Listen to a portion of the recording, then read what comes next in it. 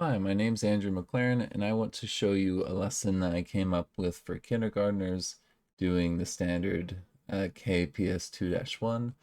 This is a lesson that was designed with the help of ChatGPT, but I had to adjust it based off of what kindergartners can actually do. A lot of resources I've seen around this require you to either read out a lot of information to students as well, and I wanted to have this be accessible for students who cannot read. So the basic idea with this lesson is they're testing out if you push on something with a gentle force versus very hard, or if you pull on something with a gentle force versus pulling on it very hard, um, what it's going to do with its motion in terms of is it going to move fast, medium, or slow. So there's a fairly simple chart that you can have made for the students to do this. I also have a teacher's guide and this chart already in a document that I'll put on Teachers Pay Teachers. The link will be in the description of this video. So basically, they're going to investigate some objects with you as the teacher and then get split into smaller groups that pick an object and draw in this chart what object they've picked.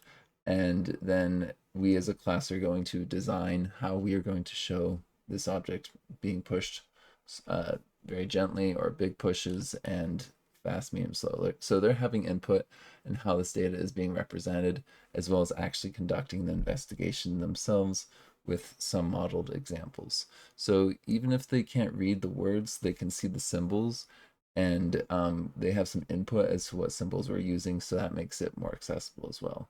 So this teacher's guide was written in part by ChatGPT, but I also tweaked some of it myself.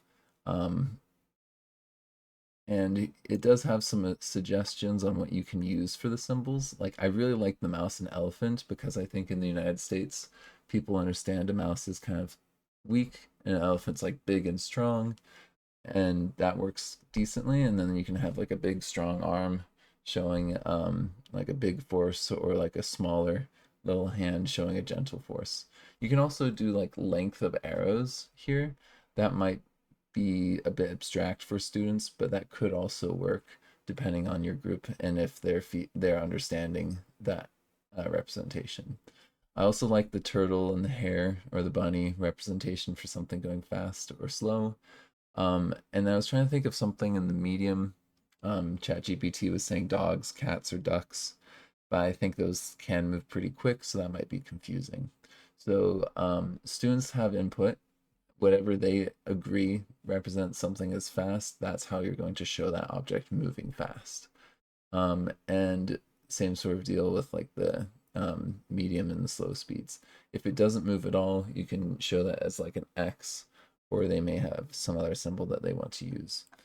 Um, so this lesson, again, I have it all in that Teachers Pay Teachers document.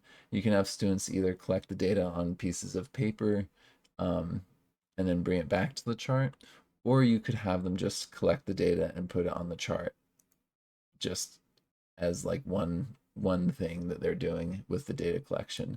It just simplifies things a bit for the teacher.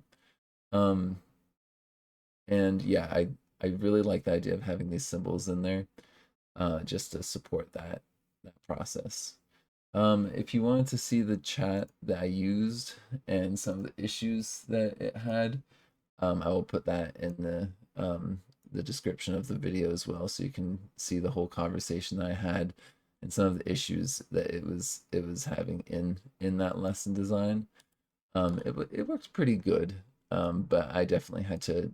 I also wanted to show the actual standard here, so you can see that there is quite clear connections to this document with what we're doing, where the students are actually developing this investigation. They're figuring out what objects they want to investigate and also how to represent this. So they're having input on like how this data is being recorded. That's something I haven't really seen in other lessons online, and I'm trying to make it accessible so that even students who can't read can access this, because I do believe that kindergartners are going to struggle with that